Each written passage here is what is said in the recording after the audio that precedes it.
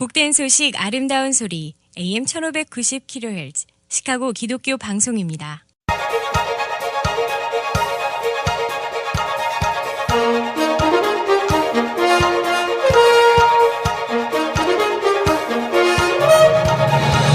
김정일 해설위원의 시사 해설.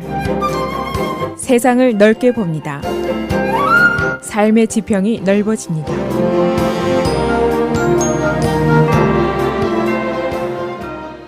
시사해설입니다. 오바마 대통령이 어제 공식적인 대법원 판사 지명 문제를 놓고 기자회견을 열었습니다. 이 대법원 판사 앤토닌 스컬리어 별세 이후에 이 판사 지명 문제가 정치권을 압도적으로 장악을 하고 있습니다. 그 이유는 대법원의 그 구도 자체, 진보 보수 구도 자체도 중요하지만은 이것이 지금 한참 진행 중인 대선 그리고 상원의원 선거 여기에 막대한 영향을 미칠 사항이기 때문입니다. 그래서 오늘은 어제 기자회견 내용을 요약하겠습니다. 그리고 여기에 비춰진 미국 정치 문화의 변화도 설명을 드려보겠습니다. 오바마 대통령이 어제 동남아 지역 리더들과 캘리포니아에서 회합 중이었습니다. 그래서 캘리포니아에서 기자회견을 열었는데 이 자리에서 선거전에 대한 질문이 잠시 있었습니다. 이때 오바마 대통령이 트럼프는 대통령이 안 될 것이다 라고 단호하게 말을 했습니다. 여기에 대해서 트럼프는 오바마가 럭키했다. 지난번 선거에 내가 출마하지 않았기 때문이다 라고 반격을 했습니다. 이 판사 지명에 관한 공방전, 오바마 대통령의 주장은 단호합니다. 헌법이 이 문제에 대해서 명확하게 규정을 하고 있다. 헌법이 요구하는 것은 대통령이 공식적인 대법관을 지명하고 상원이 이를 인준하거나 또는 거부하는 것이다. 이 법은 관습법도 아니고 불문법도 아니고 확실한 법이고 대선이 없는 해에만 대법원 판사를 지명하라. 그런 규정은 헌법에 전혀 없다. 이렇게 확실하게 못을 박았습니다. 오바마 대통령은 이 자리에서 공화당에게 그럴듯한 반대 명분이 있으면 제시를 해보라. 이렇게 밀어붙였습니다. 이 공화당 총무 미치 맥코넬 상원의원은 선거의 해에 대법원 판사를 인준하는 것은 무리다.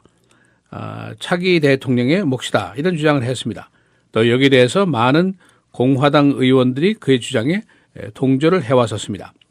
그런데 어제 찰스 그래슬리 상원 법사위원장 공화당이죠.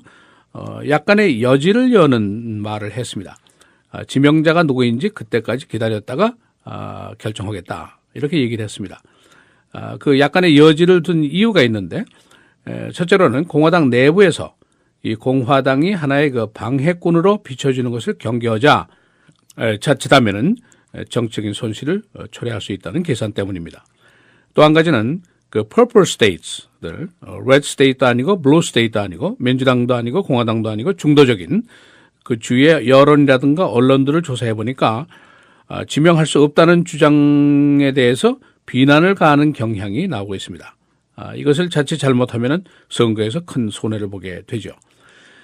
이 현재 벌어지고 있는 판사 지명 여부에 대한 공방전이 명목상으로는 헌법과 명분의 문제지만은 그러나 그 이면에는 아주 치열한 정치적인 계산이 깔려 있다라고 볼 수가 있습니다.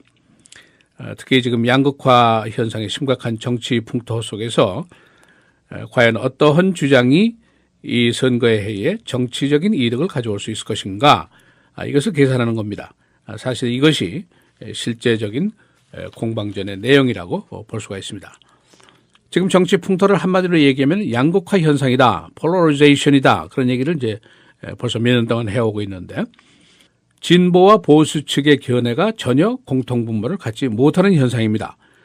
그래서 정치, 경제, 사회, 문화, 법률 모든 분야에서 서로 다른 주장이 아주 거의 고착화된 상태, 이거를 우리가 이제 양극화 현상이다 이렇게 얘기를 합니다.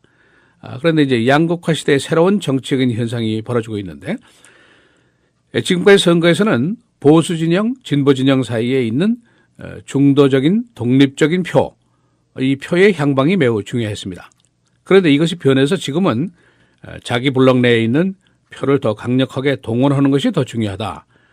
그런 그 새로운 믿음이 생겼습니다. 그래서 지금 정치인들 또 정당이 점점 더 그 당파적인 태도를 보이고 당파적인 언급을 서슴지 않고 하는 그런 현상이 빚어지고 있습니다. 쉬운 예를 들어서 트럼프의 반이민 반마슬렘 발언 또는 샌더스의 전국민 보험, 전대학 무료 이런 발언 등이 제대로 맥히는 그런 세상이 되어 있습니다. 그래서 오바마 대통령의 대법원 판사 지명도 이런 정치적인 치밀한 계산에서 주도 면밀하게 검토가 되고 있다. 이렇게 언론들이 분석을 하고 있습니다.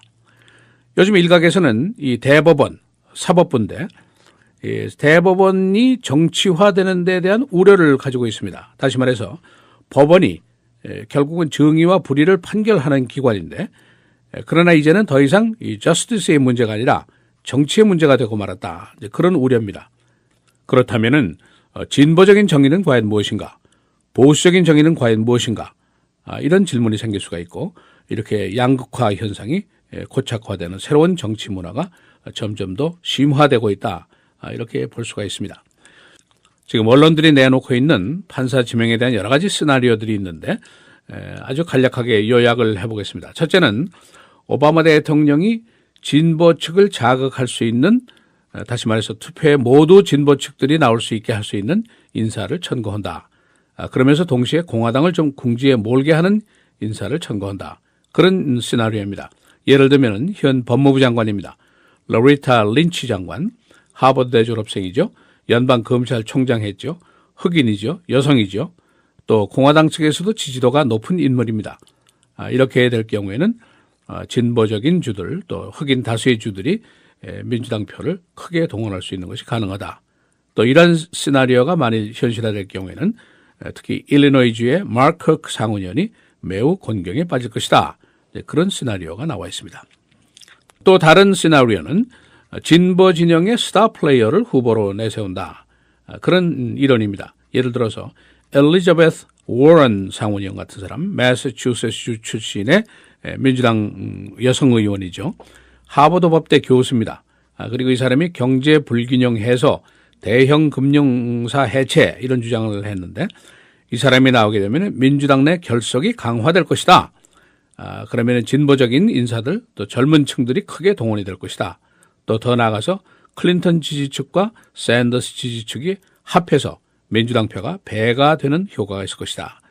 그런 이론입니다. 또 한 가지는 공화당을 궁지로 몰 수 있는 후보를 내세운다. 그런 이론입니다. 공화당 출신의 판사 지명을 하겠다는 것이죠. 예를 들면 오린 해치 상원의원 같은 사람입니다. 이 사람은 현직 상원의원이고 과거에 법사위원장을 했고 그야말로 상원에서 원로 의원이죠. 이 공화당 의원을 내세운다. 그런 이론입니다. 과거에 아이젠하워 대통령 때도 몇 번 썼던 그런 수법입니다. 네 번째는 스리니바산 같은 판사를 내세운다. 항소법원의 지금 판사인데 인도 태생이고 이민자 출신입니다. 이 사람을 내세우면은 에이시안 아메리칸 표를 자극할 수 있을 것이다. 그런 이론입니다. 그러나 이렇게 될 경우에는 아프리칸 아메리칸 측이 별로 달가워하지 않을 것이다. 그런 단점도 가지고 있습니다. 이렇게 아주 여러 가지 시나리오가 검토가 되고 있습니다. 오바마 대통령이 상원이 이제 휴회를 끝나고 돌아올 때쯤에는 누군가가 내세울 것으로 예상이 됩니다. 이 오바마 대통령이 선두주자인 트럼프가 대통령이 안 될 것이다 하고 단언한 이유가 무엇이냐? 그 이유는 그의 성질, 기질 때문이다. 그렇게 얘기를 했습니다. 결국 국민들이 현명한 선택을 할 것을 나는 믿노라 이렇게 얘기를 했습니다. 그러면서 첨언한 것이 대통령 자리는 그 성질만 가지고 되는 것이 아니라는 얘기죠.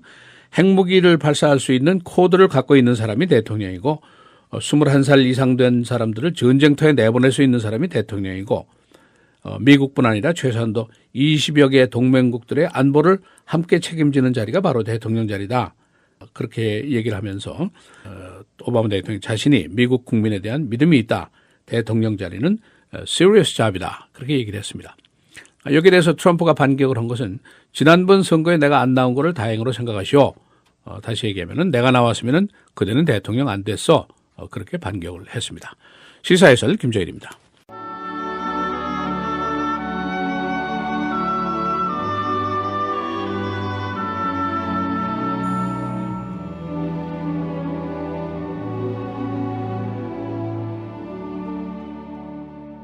한 사람이 두 주인을 섬기지 못할 것이니 혹 이를 미워하고 저를 사랑하거나 혹 이를 중히 여기고 저를 경히 여김이라. 너희가 하나님과 재물을 겸하여 섬기지 못하느니라.